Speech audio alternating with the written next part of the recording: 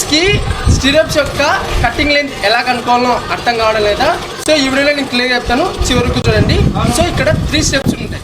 So first step అనేది ఏంటంటే మన పెరిమీటర్ అనుకోవాలి. యాజ్ పర్ డయాగ్రామ్ ప్రకారం మీకు ఇచ్చిన కాలం యొక్క సైజుని బట్టి మీరు పెరిమీటర్ అనేది కనుక్కోవాలి. సో పెరిమీటర్ కనుక్కునే ముందు మనం ఏం చేయాలంటే కవర్ 4 సైజ్న తీసేయాలన్నమాట.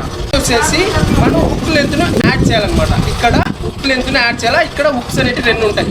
సో ఈ హుక్ యొక్క లెంత్ అనేది మినిమం వచ్చేసి 10D యూజ్ చేసుకుంటాం. ఇక్కడ 2 ఉంటాయి కాబట్టి 10 + 10 అంటే 20D అవుతుంది అనమాట. సో మినిమం వచ్చేసి 20D. D అంటే డయామీటర్ ఆఫ్ ది బార్. 8 × 20 అంటే 160 వస్తుంది. మినిమం మనము 80 అనేది కట్టింగ్ లెంత్ అనేది యూజ్ చేస్తాం. నెక్స్ట్ వచ్చేసి మనం సబ్ట్రాక్షన్ చేయాలా, డిడక్షన్ చేయాలా. ఇక్కడ డిడక్షన్ అనేది బెండ్ డిడక్షన్ అనేది మొత్తం 5 ఉంటాయి. అందులో 90 డిగ్రీస్లో 3 ఉంటాయి, అదొకటి. నెక్స్ట్ వచ్చేసి 35 డిగ్రీస్లో 2 ఉంటాయి. సో ఓవరాల్గా మనం దీని ఫార్ములా ఏం చేసుకోవచ్చు అంటే 12D.